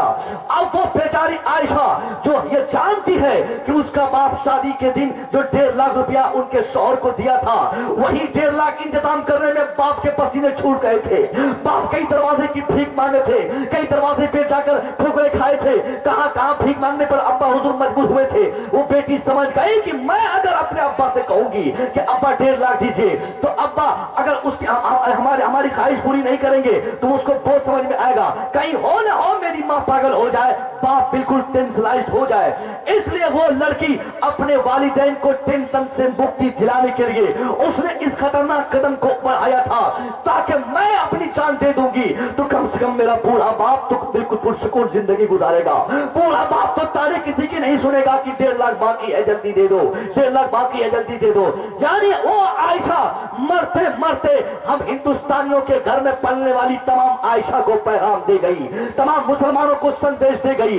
एक दुनिया वाला देख ले, एक पढ़ी लिखी आयशा आज गुजरात में मर रही है, मगर अगर इस फितने को तुमने अपने समाज से निकाल के बाहर न किया तो तेरा समाज भी आयशा से खाली होगा, तेरा समाज भी फातिमा से खाली होगा, तेरा समाज भी बेटी और बहनों से खाली होगा। इसलिए अभी हमारे पास इतना वक्त नहीं है कि इसके ताल्लुक से ज्यादा गंभीरता से मैं आपके सामने सवालात रखूं, जवाबात आपको दूं, सवालात आपसे करूं। यानी मैं कहना चाहूंगा आयशा की जान गई है, एक छोटा सा टाइम हमारे पास है, हम इस फितने को अपने समाज से आजाद कर दे, अपना समाज हम ऐसा बनाए जहां मुफ्त में शादी कराने का माहौल बन जाए। ये कौन सा इस्लाम आप और हम बता रहे हैं? एक तरफ निकाह पढ़ाने के लिए मौलवी साहब भी आए, दूसरी तरफ हम जहेज की मांग करें। जहेज मांग के लेना हराम और बिन मांगे देना भी गैर मुनासिब है। यानी बिन मांगे, कुछ उलमा फरमाते हैं, मुफ्ती साहब लोग का फतवा भी है कि बिन मांगे देना जायज है, मगर मुसव्विर वो छोटा सा मौलवी है जिसने अपनी तहकीक आपके सामने अभी अभी पेश करेगा। यानी बिन मांगे जहेज देना जायज है, लेकिन जायज होने के बाद भी मुनासिब नहीं है कि आप अपनी बेटी की शादी में जहेज दें। जब बिन मांगे देना मुनासिब नहीं है तो मांग कर लेना कितना हराम काम होगा। उतना हराम काम दुनिया में जिस तरह सूद खाना हराम, जिस तरह पखाना खाना हराम, जिस तरह खिंजीर और कुत्ते का गोश्त खाना हराम, उससे कहीं ज्यादा खतरनाक हराम, शिद्दत के साथ हराम, ये क्या बोलते हैं कि जहेज का माल लेके खाना हराम है। खिंजीर से ज्यादा हराम इस काम में है कि आदमी जहेज का माल ले और पुलाव और बिरयानी खाए। इसलिए खिंजीर से ज्यादा, क्योंकि खिंजीर हराम होने के बाद भी वक्त जरूरत जान बचाने के लिए अल्लाह इजाजत दिया है कि जान बचाने के लिए बकदरे जरूरत 2-4 पीस आदमी ले ले, वहां से हट जाए ताकि उसकी जान बच जाए। मगर ये जहेज मांग के लेना किसी सूरत से हमारे लिए जायज नहीं है। मगर आज मांग और मुतालबा और डिमांड का एक ऐसा माहौल बन गया है, बहुत लोगों का फैशन बन गया है। वो लिस्ट या चढ़ाते वक्त, गाड़ी पे पेश करते वक्त लिस्टिंग होती है, उतारते वक्त जब अनलोडिंग करने जाते हैं वही लिस्ट के मुताबिक सामान अनलोड होता है। हाँ, 10 कप, 10 प्लेट, एक गाड़ी, एक तकिया, 2 करछुल, चम्मच, सारा ऐसा मालूम पड़ता बाप दादाओं ने कमा के दिया था उन सालों को, जो आज सामान गिन रहा है कि कौन कौन सामान में कमी है। यानी वो भिखारी इंसान जिसकी जिंदगी, मैं यहाँ इसलिए नाज़िमा कलमा बोला हूं कि उस इंसान के लिए जो अपने समाज को तबाह करता है, उनके लिए ये कोई लफ्ज, कोई बहुत छोटा सा लफ्ज है, ये बहुत तबाही वाला इंसान है, उसके लिए बड़े से बड़ा भी ये जुमला इस्तेमाल किया जाए तो कम है। उन्होंने समाज को तबाह किया है, उन्होंने आयशा को समाज से खाली किया है, उन्होंने हमारी बहू और बेटियों की जिंदगी को 2 बार बना दिया है, उन्होंने हमारी बच्चियों को यह सोचने और समझने पर मजबूर किया है कि क्यों मैं किसी घर में पैदा हो गई, क्यों मैं गरीब घर में पैदा हो गई। यानी मैं कहना चाहूंगा वो सारा सामान उतारा जाता है, उसके बाद उसकी लिस्टिंग के मुताबिक जब सामान उतर गया है, अब वो समझी जी की अगली फरमाइश शुरू होती है, उसके बाद ज्यादती शुरू होती है। मैं कहना चाहूंगा यही मुसलमानों की पहचान है क्या कि अपने समधी को परेशान किया जाए, उसकी दिल शिकनी की जाए, उसका दिल तोड़ा जाए। ये काम हराम है, हराम है, हराम। और कोई आदमी बोले कि मौलाना साहब मैं तो सर्विस होल्डर हूँ, मैं तो दिल्ली में ठेकेदार हूँ, मैं तो वक्त का मुखिया और सरपंच हूँ, मेरा गांव में एक अस्तित्व है, मैं अगर मुफ्त में अपनी बेटी की शादी कराऊंगा तो लोग ताने देंगे कि मुखिया जी ने अपनी बेटी की शादी मुफ्त में करा दी, तो मौलाना साहब मैं तो कम से कम दे सकता हूँ।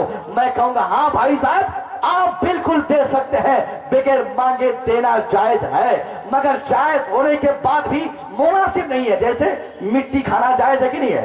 अरे मिट्टी खाना जायज है, हराम थोड़ी है मिट्टी खाना। आपने कभी चेक किया? खा के चेक किया? खाना जायज है फिर भी आपने चेक नहीं किया। उल्टा चलना जायज है, यानी सर नीचे और हाथ के बल आप चल सकते हैं तो 4 किलोमीटर दूर डेली, लेकिन कभी आपने चला ये जायज काम पे अमल किया? जायज होने के बाद भी मुनासिब नहीं है कि आदमी को दिया जाए। इसलिए कि हम जिस खानदान, जिस कुंबे, जिस माशरे का मुखिया है, सारे लोग मुखिया नहीं है। हम अगर ठेकेदार है, सारे लोग ठेकेदार नहीं है। हम पैसे वाले हैं, सारे लोग पैसे वाले नहीं है। हमारा गांव में अस्तित्व बहुत अच्छा है, जमींदार है, सेठ है, चौधरी है, गांव का मुखिया है, प्रधान है, बड़ा आदमी है, मगर सारे इंसान बड़े नहीं है। जिस माशरे से हमारा ताल्लुक है, यहाँ हर श्रेणी, हर कला, हर तबके के लोग हैं। यहाँ मजदूर भी है, किसान भी है, मुतवस्सित तबके के लोग भी है। एक दिन जोश में आकर हम अपनी बेटी की शादी में बगैर मांगे अपनी बेटी को कार दे दे, मगर जिस मुआशरे में रहते हैं उस मुआशरे की गरीब बच्चियां रो रो कर कहेंगे अल्लाह काश मेरा बाप भी ये हमारे पड़ोसी की तरह अमीर होता, पड़ोसी की तरह नौकरी वाला होता, पड़ोसी की तरह ये ठेकेदार होता, तो मेरा बाप भी मेरी शादी में इसी तरह सारो सामान के साथ मुझे विदा किया होता, मेरा बाप भी अगर पैसे वाला होता तो मेरा बाप भी इसी तरह मेरी विदाई करता। या अल्लाह तूने मुझे क्यों पैदा किया, पैदा करना ही था तो गरीब घर में क्यों पैदा किया, गरीब घर में पैदा ही करना था तो मुझे लड़का बनाकर क्यों नहीं पैदा किया, लड़की बना दिया।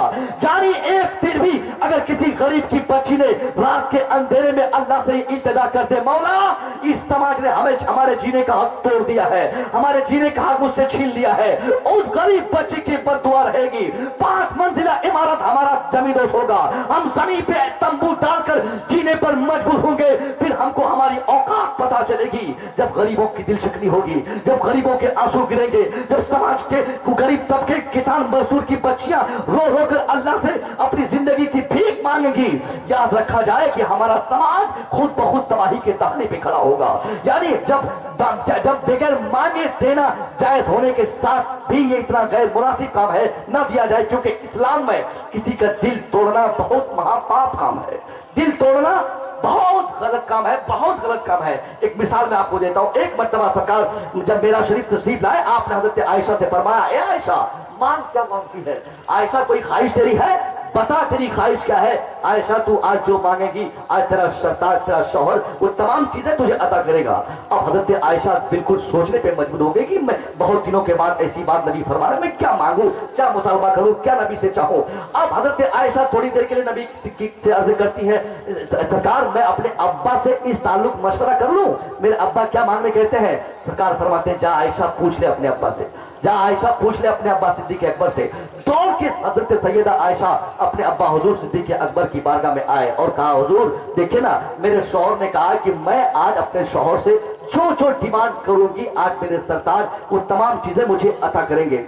हजरत सिद्दीक अकबर फरमाते ठीक है बेटी, बड़ा अच्छा मौका है, जब तुम अपने शौहर के पास जाओ तो अपने शौहर से कहना कि आप जब मेराज शरीफ तशरीफ ले गए थे अल्लाह के कुर्बे खास में आपकी हाजिरी हुई थी, यानी जब अल्लाह और आपके दरमियान कोई दूसरा तीसरा ना था, कोई तीसरा ना था, उस वक्त अल्लाह से आपसे जितनी सारी इंपॉर्टेंट बातें हुई, जितनी सारी राज़ो नियाज और भेद की बातें हुई, उन तमाम राज़ो नियाज और भेद की बातों में चंद ऐसी बात बता दे जिस पर अमल करके मैं भी कामयाब हो जाऊं और आपकी उम्मती के 1000 लोग कामयाब हो जाए।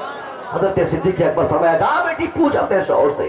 सिद्दीका दौड़े आई, कहा हुजूर जब आप मेरा शरीफ में तशरीफ ले गए अल्लाह के कुर्बे खास में आपकी हाजिरी हुई, जितनी इंपॉर्टेंट बातें हुई, होता है ना आज एक मजलिस में आप मुखिया जी के पास बैठे रहिए, वहां हर आदमी बैठा रहता है, कोई बात खास हो जाए तो मुखिया जी आपको कान में धीरे से कहेंगे ठीक है तुमको ट्वेल ना चाहिए मिल जाएगा, इंदिरावास ना चाहिए मिल जाएगा, यानी सारी बात खुल के बोलेंगे और काम की जो बात होगी धीरे से कान में बोलेंगे कि कोई दूसरा ना सुने। यानी हर जगह जब भी गुफ्तगू होती है तो राज़ और नियाज की बातें बिल्कुल सट कर एक दूसरे तक पहुंचाने की कोशिश की जाती है ताकि तीसरा ना जान पाए। बस यही शायद कैफियत रही होगी। हजरत सिद्दीका कहती है सरकार आप जब अल्लाह की बारगाह में गए अल्लाह ने जितनी सारी बातें आपसे फरमाई उसमें से चंद राज की बातें जरूर रही होंगी जो आप मुझे अगर बता दें उस पर मैं अमल कर लूं तो मैं भी कामयाब हो जाऊं और आपके हजारों मानने वाले लोग कामयाब हो जाए। सरकार फरमाते आयशा ए आयशा नहीं ये अगर मैं राज खोल दूंगा तो मजा नहीं आएगा, आयशा राज को राज रहने दो,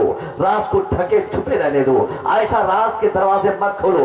सैयदा कहती है सरकार अभी चंद मिनट पहले आपने फरमाया था ना कि मैं आपसे जो मांगूंगी आप मुझे देंगे, यही मेरी मांग है, यही मेरी ख्वाहिश है, आप बताइए कि अल्लाह आपसे क्या कहा था। उसके बाद नबी फरमाते आयशा नहीं मानेगी, एक कदम आगे बढ़ा। सैयदा एक कदम आगे बढ़ाई, सरकार भी एक कदम आगे बढ़ाए। हजरत आयशा कहे आप फरमाते आयशा करीब आ जा, आयशा करीब आई, आप भी करीब हो गए। उसके बाद मेरे मुस्तफा फरमाते आयशा कान खोल के सुन ले, अल्लाह की बारगाह में मेराज की शब मैं जब हाजिरी दिया था उस वक्त अल्लाह ने जो इंपॉर्टेंट बात मुझसे कही थी उसमें मोस्ट इंपॉर्टेंट बात यही है, अल्लाह ने फरमाया था ए हबीब मेरे आपके चाहने वालों में से जो भी, या एक रिवायत के मुताबिक मेरे बंदों में से जो भी बंदा किसी गड्ढे में गिरे हुए इंसान انسان کو اٹھا لے گا, کسی روتے انسان کو ہنسا دے گا, کسی مجبور کے مجبوری میں کام آئے گا, کسی غریب کی غربت کو دور کرنے کے لیے آگے بڑھے گا, جو انسان کسی انسان کو ہنسائے گا. اے عائشہ سن لے, اللہ کا وعدہ ہے کہ میں اس انسان کو بغیر حساب کے ڈائریکٹ جنت عطا کر دوں گا. اللہ اکبر. عائشہ میں اسے ڈائریکٹ جنت بھیج دوں گا. سیدہ عائشہ بس اب کمپلیٹ بھی نہیں کی, دوڑ کے بھاگ گئی اپنے ابا کے پاس. یہ خبر سنا رہے, یہ موجدہ سنا رہے, یہ بتا دیں کہ ابا بڑی خوشی کی بات ہے, بڑی خوشی کی بات ہے. نبی نے فرمایا کہ نعرے تکبیر, نعرے تکبیر, نعرے رسالت.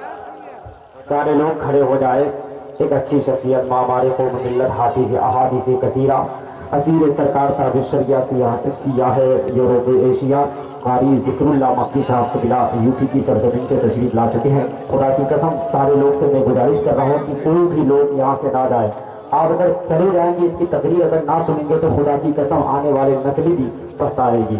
آپ بے چین ہو جائیے گا, آپ تڑپ جائیے گا, کیوں نہیں اتنی اچھی تقریر سماعت کریں. اگر وہ اطمینان کے ساتھ بیٹھ جائے, اتنی خوشی کے ساتھ, جس طریقے سے آپ حضرات نے محبتوں کی چادر بچھائی, اللہ اس چادر کو سلامت رکھ کے بیٹھ جائیے. اور میں تمام تر اپنی ماں بہنوں سے گزارش کر رہا ہوں کہ اگر وہ میری بات اگر واقعی میں سن رہی ہے تو میں گزارش کر رہا ہوں کہ یہ جو جگہ خالی پڑی ہے ادھر آ جائے. بہت اچھا رہے گا, اس لیے کہ جو پیچھے عورتیں بیٹھی ہیں ان کو تکلیف نہ ہو. میں اپنے تمام ماں بہنوں سے گزارش کر رہا ہوں, میری آواز اگر واقعی میں اگر آپ تک اگر پہنچ رہی ہے تو میں ماں بہنوں سے گزارش کر رہا ہوں کہ یہ جو آگے جگہ خالی پڑی ہے ادھر آ جائیے اور پیچھے والی عورتوں کو تکلیف نہ ہو. یہ دیکھیے ہمارے بڑے بھائی جو قرآن و حدیث کے حوالے سے اپنی گفتگو کو حسنیت کے ساتھ ہم تک پہنچانے کا ایک زبردست ہنر رکھتے ہیں. پورے ہندوستان میں برسوں سے ان کا قبضہ ہے, ہر محفل کی کامیابی یہ اپنے ساتھ لے کے چلتے ہیں. ان کا نام پوسٹر میں آنا گویا پوسٹر کامیاب, ان کی شرکت جلسے میں ہو جائے جلسہ کامیاب. انشاءاللہ میری 10-20 منٹ کی اور بچی کچی تقریر کے بعد ایک نعت خوانی ہوگی, پھر آپ دھڑلے سے احادیث نبویہ کی روشنی میں آپ تقاریر سماعت کریں گے انشاءاللہ. کہیے انشاءاللہ. حضرت عائشہ اس کے بعد کہتی ہے کہ سرکار اے ابا حضور, میں نبی کی بارگاہ میں جب گئی, نبی نے فرمایا کہ جو انسان کسی گڈھے میں گرتے انسان کو اٹھائے گا, جو انسان کسی روتے کو ہنسائے گا, اللہ کا وعدہ ہے, اللہ کا وعدہ ہے, اللہ نے خود سے اپنے اوپر لازم کر رکھا ہے, ورنہ اللہ کے اوپر کوئی چیز لازم نہیں ہے. یہ عقیدے کی بات ہے, میں بتا دوں شرح عقائد میں جو ہمارے علماء پڑھاتے ہیں, اب بتاؤ اللہ کے لیے کوئی چیز کرنا ضروری نہیں ہے, بشرطے ہی کہ اللہ خود اپنے لیے ان چیزوں کو اپنے لیے لازم کر لے. یعنی اللہ خود اس کے لیے اپنے لیے لازم کر لے تو اللہ کی مہربانی. اللہ نے فرمایا کہ میرے اوپر لازم ہے کہ میں ایسے شخص کو بغیر کسی حساب و کتاب کے ڈائریکٹ جنت عطا کر دوں. کس کو؟ جو انسان کسی گڈھے میں گرتے انسان کو اٹھائے گا, جو انسان کسی روتے کو ہنسائے گا, جو انسان کسی مجبوری میں کام آئے گا, اس کے تعلق سے. اس کے بعد سیدہ عائشہ ابھی اپنے ابا کو سنا ہی رہی تھی کہ اسی پیریڈ میں صدیق اکبر ساروں قطار ہونے لگے, داڑھی مبارک بالکل تر ہو گئی.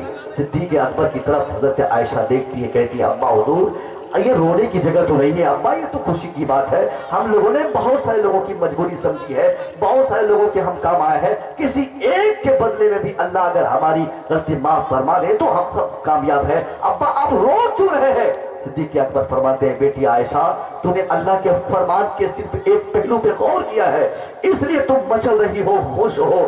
میں تو اللہ کے فرمان کا دونوں رخ پڑھ رہا ہوں, دونوں پہلو دیکھ رہا ہوں. اے عائشہ سن لے, اللہ نے کیا کہا, جو انسان کسی گروتے انسان کو ہنسائے گا اللہ اسے ڈائریکٹ جنت عطا کرے گا. عائشہ اس فرمان الہی کا دوسرا رخ کیا کہتا ہے, جو انسان کسی انسان کو رلائے گا اللہ اسے ڈائریکٹ جہنم بھیج دے گا. عائشہ میں اس لیے رو رہا ہوں کہ کہیں میری ذات سے کسی ایک مسلمان کو کبھی تکلیف نہ ہو جائے. یعنی کسی کو تکلیف دینا, تکلیف پہنچانا اتنا مہا پاپ کام ہے کہ اسلام بہت شدت سے اس کی ممانعت کرتا ہے, چاہے وہ انسان کسی بھی مذہب کا ہو. تکلیف دینا ہم کو ہمارے لیے بحیثیت مسلمان कभी बेहतर नहीं हो सकता। हम मुसलमान दुनिया को तकलीफों से आजादी दिलाने के लिए आए हैं और आज हमारे ही समाज में हमारे अपने हमारी तकलीफ से जिए जा रहे हैं। आज हमारा भाई हमारी तकलीफ से बिल्कुल मरता नजर आता है। ए मुसलमानों, हम अपने समाज की इस्लाह करें, अपने समाज से ये जहेज के कारोबार को बंद करें, वरना हमारा समाज बेटियों से खाली होगा। फिर कोई बाप चाहकर भी वो ये सोचेगा कि अगर बेटी नहीं होती तो बेहतर है, क्योंकि बेटी होगी तो 10 साल 15 साल के बाद टेंशन में पड़ना बिल्कुल यकीनी है।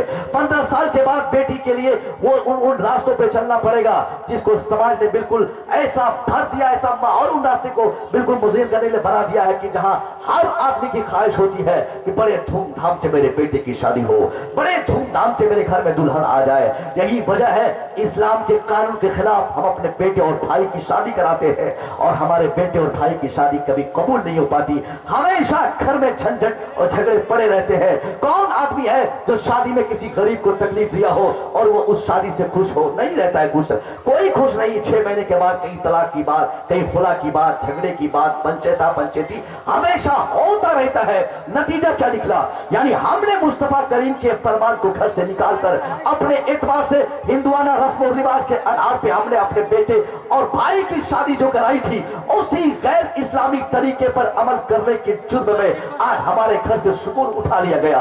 आज हमारे बेटे की शादी से सुकून खत्म हो गया है। एक मुसलमान अगर चाहता है कि शादी के बाद उसका घर जन्नत का एक हिस्सा बन जाए, उसका घर में हमेशा खुशियों की बारिश होती रहे, तो उसके लिए जरूरी यह है, सरकार फरमाते हैं वालेकुम बिज़ातिद दीन, यानी जब तुम लड़कियों के सिलेक्शन का इरादा लेकर घर से बाहर जाओ, यानी जब ये लड़की देखने जाओ तो ये मत सोचना कि पैसा वाली कहां मिल जाए, माल वाली कहां मिल जाए, सेठ की बेटी कहां मिले और सीएम और पीएम और डीएम की भतीजी कहां मिले। ये सारे तमन्नाओं को छोड़कर अगर तमन्ना करनी है तो मुस्तफा फरमाते हैं वालेकुम बिज़ातिद दीन, तेरे ऊपर लाजिम है कि तुम लड़की के इंतखाब में ये तरजीह दो कि किसकी बेटी नमाज की पाबंदी करती है, किसकी बेटी कलमा कसरत से पढ़ती है, किसकी बेटी दुरूद पढ़ती है, किसकी बेटी हमारे घर में हमारी इज्जत को बिल्कुल सिमो के रखने की ताकत रखती है। इस इरादे से एक अमीर आदमी अगर किसी गरीब की बेटी को इस क्वालिटी के साथ पाए और उसी गरीब की बेटी को अपने घर की दुल्हन बनाने पर अगर राजी होगा, गरीब की बच्ची जैसे अमीर घर में दुल्हन बनकर अपना पहला कदम डालेगी, फौरन अपने आंचल लहराकर अल्लाह से कहेगी, ए मेरे पैदा करने वाले पाक परवरदिगारा, ये क्या गजब हो गया, मैं गरीब की बेटी मेरा शोहर अमीर आदमी, मैं मजबूर की बेटी मेरा ससुर अमीर आदमी, मैं किसान की बेटी मेरा शोहर और ससुराल वाले अमीर तरीन शख्स, चारों तरफ बिल्डिंगें नजर आ रही है। गरीब की बेटी कहेगी अल्लाह मेरा शोहर कितना अच्छा आदमी है, मेरा ससुराल कितना अच्छा मुझे मिला कि ये अमीर तरीन होने के बाद भी यहाँ के लोग मुझ जैसे गरीब की बेटी को अपने घर की दुल्हन बनाने पर रजामंद हो गए। अल्लाह इस गरीब बेटी की नमाज का वास्ता, इस गरीब बेटी की इबादत का वास्ता, इस गरीब की बच्ची की इबादत का वास्ता, ये गरीब की बच्ची दुआ करती है आंचल लहराकर कि मेरे ससुराल वाले की कमाई में बरकत अता फरमा, मेरे शोहर की कमाई में बरकत अता फरमा, मेरे ससुर की दौलतों में बरकत अता फरमा। एक गरीब बच्ची जैसे ही अमीर घर में पहला कदम डालकर अपने ससुराल वालों के हक में दुआए खैर के लिए अपने आंचल लहराएगी, अल्लाह उस गरीब बच्चे की दुआ कबूल फरमाएगा। फिर तो हमारे घर में 1-2 गाड़ी नहीं 50 गाड़ियों की लाइन लग जाएगी, हर तरफ से दौलतों की बारिश होगी, गरीबों की दुआ रहेगी, तब खुशहाली घर में आएगी, वरना गरीबों को रुलाकर आदमी खुशी नहीं पा सकता। दूसरों से पैसा ऐंठ कर 2-4 लाख लेकर एक आदमी ये ना सोचे कि इस पैसे से बहुत बड़ी बिल्डिंग, बहुत बड़ी जमीन, बहुत बड़ा कारोबार मैं खोल दूंगा। नहीं, 2-4-6 महीना उस पैसे से वो अपना काम चलाएगा, उसके बाद फिर भिखारी बन जाएगा।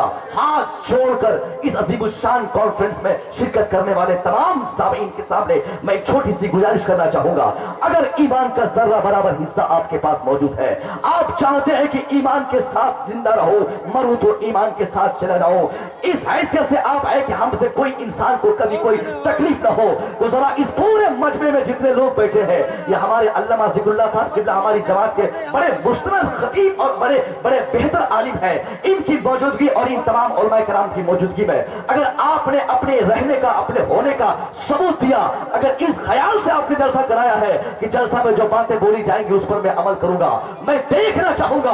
बड़ी मेहनतें हमारे उलमा ने की है, आप लोगों ने की है। आप में से कितने लोग हैं जो अपने बेटे और भतीजे और अपनी शादी में वो जहेज नहीं लेना चाहेंगे? जरा हाथ उठा के बोलिए तो सही। नारे तकबीर, नारे तकबीर। माशाल्लाह, वो भाई साहब जरूर लेंगे। आप लेंगे भैया? अरे वो मांग के ये सारी बात मांग के लेने की बात हो रही है। और बिन मांगे, मैंने एक मिसाल दी थी ना आपको, बिन मांगे भी जहेज देना इसलिए मुनासिब नहीं है कि इससे दूसरे को तकलीफ होगी, जो लोग समाज में गरीब होंगे। छुपके से दिया जाए, या तो लिस्टिंग की जाती है ना, 10 लोगों को बुला के दिखाया जाता है, देखिए ना गाड़ी कितनी अच्छी है, देखिए सामान खोल रहे हैं, सामान में ये वो बहुत बड़ा ट्रक, वो क्या, वो एटीसी क्या बोलते हैं उसको, बहुत टीम की जो होती है, हाँ, उसमें खोल के दिखाता है कि ये सामान, वो सामान, यानी नुमाइश होती है।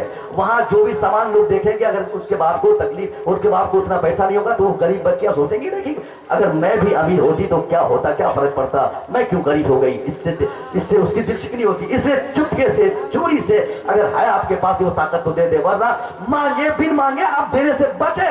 अच्छा माहौल बनाए, ऐसा खुशगवार माहौल कि जहां गैर मुस्लिमों की बच्चियां भी हमारे इस सिस्टम को देखने के बाद तमन्ना करे, काश मेरा समाज भी मुस्लिम समाज होता, तो आज मेरा बाप भी टेंशन मुक्त होता, मैं भी मुसलमान की बच्ची होती तो मैं भी आज टेंशन फ्री की जिंदगी गुजारती, मेरा बाप भी टेंशन फ्री होता। इसलिए एक बेहतर माहौल बनेगा, फिर ज्यादा मेहनत करने की हमारे उलमा को जरूरत नहीं पड़ेगी। हम चलते रहेंगे, हमारी तबलीग होती रहेगी, हम समाज के जिस हिस्से से गुजर जाएंगे, हमारे किरदार और हमारी जिंदगी के हर हिस्से को देखकर दूसरे लोग सबक हासिल करेंगे, और ऐसी तबलीग होगी, ऐसा इस्लामिक माहौल बनेगा कि दुनिया के हर अंतिम व्यक्ति को इंतजार रहेगा कि मुझ तक इस्लाम पहुंचे, मैं भी इस्लाम का कलमा पढ़ूं और अपनी तबाह हुई दुनिया को तबाही से बचाकर दुनिया और आखिरत को आबाद कर लो। दुआ है मौला तबारक व तआला बोलने में, हमसे सुनने में, आप सामईन से जो खता हुई हो अल्लाह इसे माफ फरमाए। अस्तगफिरुल्लाह रब्बी मिन कुल्लि ज़ंबि व अतूबु इलैहि। अस्सलामु अलैकुम।